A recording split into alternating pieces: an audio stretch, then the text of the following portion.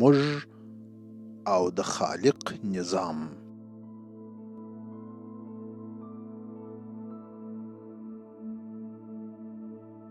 کلونه پخوا چې د 6 یا 7 کالو به وم، د کندهار د دوبي په شپو کې به د مهربانې انا د مسلې څنګ ته په سرای کې الیکین ته به مې لاسونه پر بالښت تر سر لاندې کړل او ستوني ستخ به پرېوتم.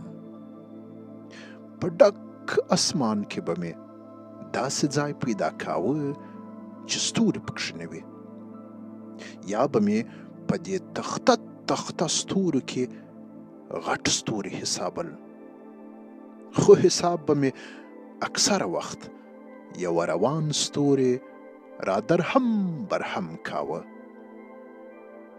په کومه شپه چې به سپوږمۍ د سرای انګړ په خپلې سپینې شفافې رڼا روښانه کړی و، په هغه شپه به د ناني مور انا خبرې سپوږمۍ نور هم ښایسته راته ایسول.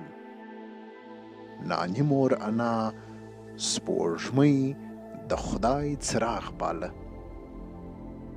کله چې به مې مور د اوداسه لپاره ګډوه او څراغ ورکاوه، نو دې به په آرام آواز ورته وویل: څراغ نه غواړم، هغه دی د خدای څراغ لګیږي. پر دې خوږو وختونو کلونه تیر سول. ناني مور انا او زما مهربانه انا دواړې د څراغ د خاون پر لور رهي سوي وې. زه له هغه سرای څخه تر غرونو او رودونو هاخوا ته تللی وم. په ږیره کې مې سپینو په تورو کې نفوذ کړی و، او یوه شپه په تلویزیون کې یوه سړي د ستورو او سپوږمۍ په اړه کیسه راپیل کړې وه. دا سړی پروفیسر براین کاکس نومیده. زه د براین د ستورو کیسې یو دم د خپلې مهربانې انا مسلې ته بوتلم، او د ستورو، سپوږمۍ او اسمان سره زما هغه هر ماښامنی خوندور بانډار را یاد کړ. نیخه چې ولې مې تر هغه وروسته له خپلو دې ځلاندو ملګرو سره خپله یارانه ونه پالل. په دې 15 کاله کې مې یو وار هم لاسونه پر بالښت اسمان ته تر سر لاندې کړي نه وه. له تلویزیونه په تلوسه ولاړ سوم. له کلکین څخه مې اسمان ته وکتل. ستوري دانم مانه معلومېدل. پخوا به مې په ستورو کې خالی ځای پیدا کاوه، خو اوس په خالی اسمان کې په ستورو پسې وګرځېدم. زړه مې ول خدایه څه سول، ها د ستورو ډک وختونه. په تلویزیون کې د براین حیران آواز له خیالونو بیرته حال ته راوستم. مخ چې مې له کلیکینه ور واړاوه، نو د تلویزیون پر پرده د ستورو او کهکشانونو لښکرې را روانې وې. دا عظیم نظام، دا خلقت او دا د لایزال کائنات چې مې ولیدل، تر خوله مې بې اختیاره ورته سبحان الله، الله اکبر ووتلی. هو، د الله اکبر ویل له دغسې ځایونو سره ښایي، نه د قاتلینو، خرینو سیاسینو و احساساتي خبرو ته. پروفیسر براین زموږ د کهکشان د دې لوی نظام په اړه په خپل خورا خوندور انداز ګډ و. د ده له دې پروګرامه د انسان حیثیت او د خالق عظمت په ډېر روښانه توګه ښکارېدی. انسان څونه کوچنی دی، خو ده څونه لوړ ډبره ځان ته ایښې ده. زموږ په کهکشان کې تقریبا 100 بلیونه ستوري او 100 بلیونه سیارې موجودې دي. دا خو یوازې زموږ یو کهکشان دی. ساینس پوهان وایي چې په دې ټول کائنات کې زموږ د کهکشان په ډول 200 ټریلیونه کهکشانونه موجود دي. 200 ټریلیونه. او ستوري خو نو دونه دي چې د دې ټولې دنیا د ریګو تر دانو زیاتیږي. یعنی د دې ټولو کهکشانونو د ستورو او سیارو حسابل د انسان تر وس تیر کار دی. دلته باید سړی الله اکبر ووایي. اکثره انسانانو ته د خپلو کلاو دیوالونه دونه لوی وایسي چې ځانونه د خپلې دنیا خدایان ورته ښکاره سي. خو کاشکې دوی ته په دې لوی نظام کې خپل کوچنوټی مقام معلوم سوی وای. خدای انسان ته په وارو وارو ویلی دی چې تاسو خپل شاوخوا وګورئ، ځان ته مو وګورئ، اسمان، لمر، سپوږمۍ او ستورو ته وګورئ، بیا به زما قدرت، زما نظام او زما عظمت در معلوم سي. خو انسان چې کله هم شاوخوا کتلی دی نو صرف د نورو بدیو او خپلو برتریو ته متوجه سوی دی. جالبه دلته دا و چې پروفیسر براین په خپلې ټولې ناخبرۍ کې پر یاد الهي حکم پوره عمل کاوه او خلکو ته د خالق دا بې مثاله لوی نظام تشریح کاوه. زما له اسمان، ستورو او سپوږمۍ سره یو عجب د زړه تړاو موجود دی. ښایي همدا تړاو و چې په ما یې کلونه وړاندې د ریګو دانه شعر ووایه. 14.8 بلیونه کاله پخوا چې په فضا کې هیڅ هم نه وه، خدای وپتېیل چې په دې توره تیاره کې د ناني مور انا خبره څراغان ولګوي. څراغان یې ولګول او د سبا د راتللو لپاره یې د وخت عربه هم ورسره روانه کړل. دا هر څه موږ ته هغه وخت ښه را روښانه کیږي چې کله موږ د ساینس و دنیا ته سر وښکاره کړو. د ساینس د بې حد دلچسپ دنیا کیسه جالب پیل لري. وایي د یونان ارسطو چې کله وویل چې دا کائنات نه شروع لري او نه ختم، بس همداسې و او همداسې به روان وي، نو له دې نظریې سره یهودو او مسلمانو فلاسفو خپل مخالفتونه څرګند کړل او دا یې د ابراهیمي دین له نظریې سره ټکر وباله. جان فیلاپنس، الکندي، سعید بن یوسف الفیومی، غزالی او ایمانوئل کانت د ارسطو له نظریې سره مشهور مخالف فلسفه وه.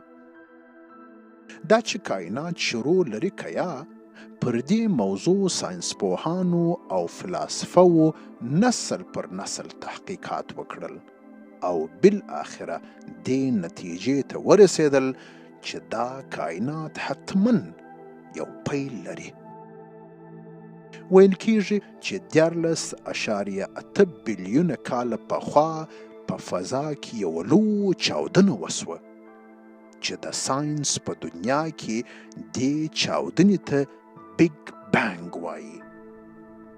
که څه هم اوسني ساینسپوهان دې پیښې ته د چاودنې نوم غوره نه بولي، خو بیا هم له چاودنې سره یې ورته او مشابه یوه پیښه ګڼي. د بیگ بانګ نظریه په لومړي ځل د بلجیم یو عیسوي راهب ساینسپوه ریاضیدان او د فزیک پروفیسر جارج لمنټری په 1929 میلادي کال کې ورکړه. دی وایي په دې نظر و چې دا کائنات ورځ په ورځ پراخیږي او د کائناتو د پراخېدلو پروسه که موږ بیرته شاته بوزو نو دا ورڅخه څرګندیږي چې د دې کائناتو پیل له یوې نقطې راپیل سوی دی.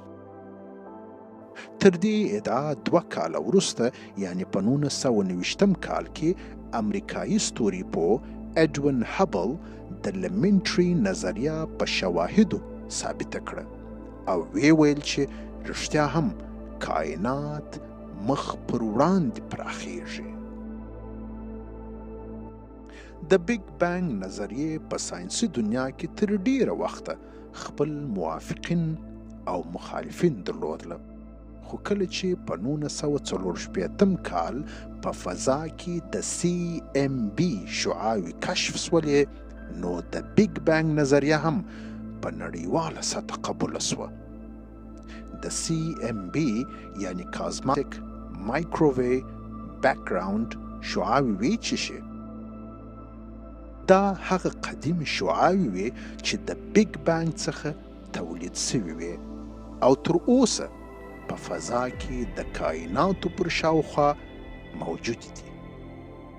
دا چې د بیگ بانګ تر مخه څه پیښ سوي دي هیڅوک نه دي په خبر، خو داسې اټکل کیږي چې د دې لوی انفجار تر مخه دا ټول کائنات په یوې کوچنۍ نقطه کې چې سنګولارټي یې بولي او تر اټم هم کوچنۍ وه سره راټول کړل سوي وه.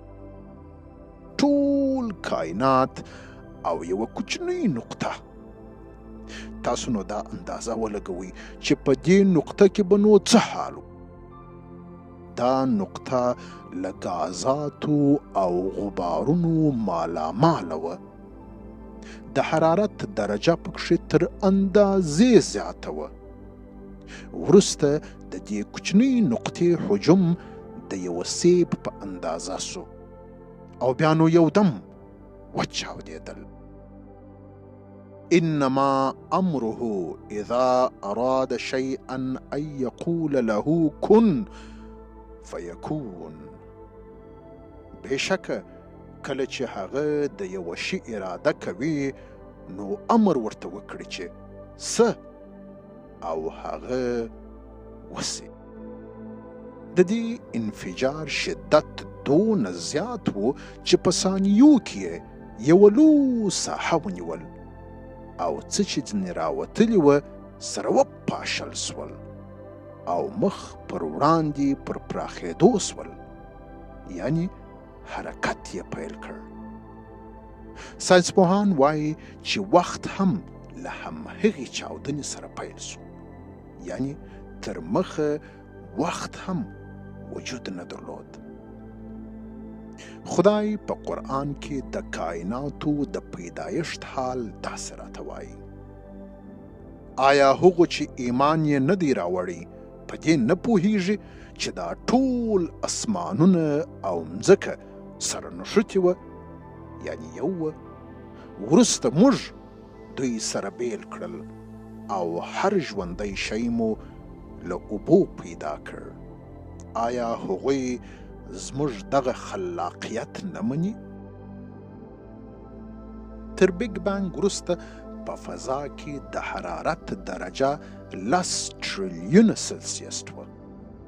ټوله فضا غبار او وریځو نیولې وه. صرف نیوټرانز، پلوټانز او الکترانز موجود وه.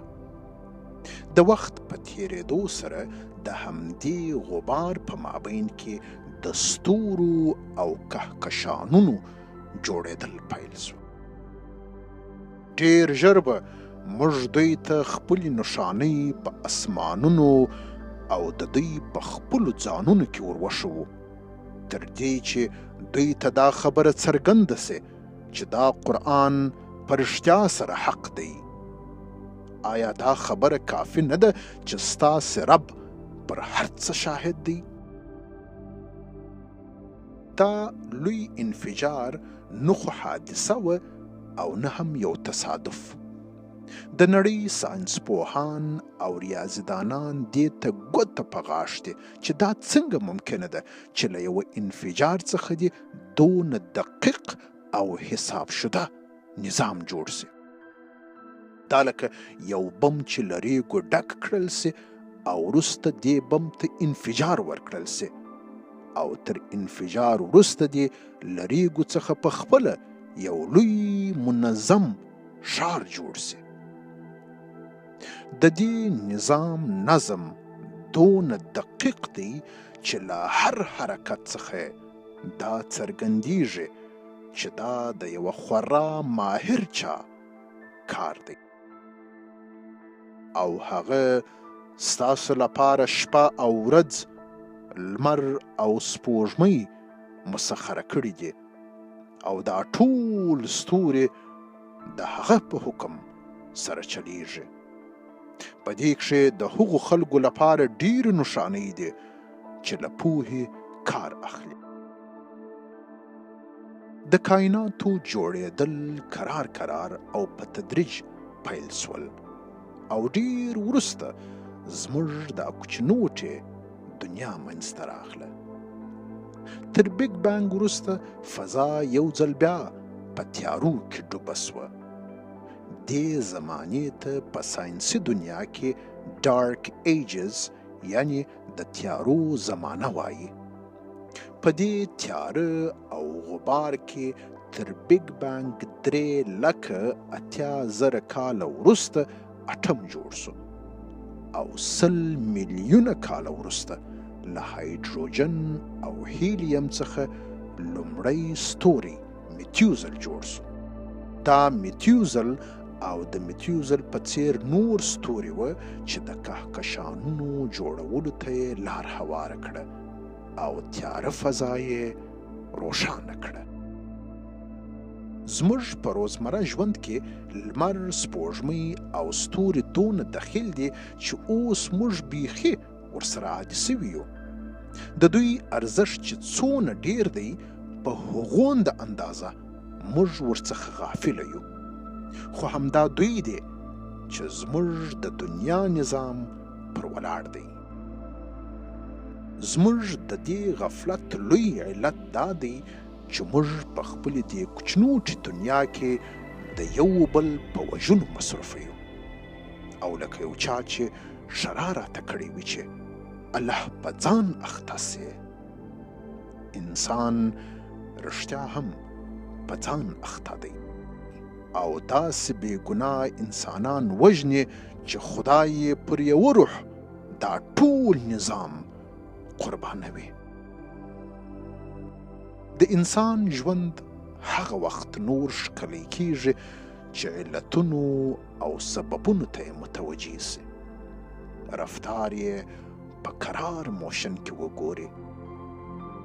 د روزمره ژوند له تیزو منډو ځان راوباسي او یوه دیوال ته سا واچوي. وګوري چې چیرې ځغلي او ولې ځغلي. موږ په دې لوی نظام کې ډیر کوچني یو. که څه هم موږ ته د تیاره اسمان پر لمن ستوري د پاشلي زرین په څیر ایسي، خو په اصل کې داسې نه ده. د دوی کوچنیوالی زموږ څخه د دوی د لیرېوالي په سبب دی. موږ له دوی څخه بیخي لیرې یو. دا هر کوچنی ستوری چې وینئ دا زموږ د لمر په څیر یو روښانه لمر دی او خپل ځان ته سیارې لري چې زموږ د شمسي نظام په ډول پر راګرځي. موږ ته به د اسمان ستوري د زرین په څیر ایسي، خو په دې هر زرینه ذره کې یو لوی جهان آباد دی چې موږ یې په سترګو نسو لیدلی، خو د علم او پوهې په مټ کولی سو چې ویې وینو او حتی یوه ورځ ځانونه لا ورورسو.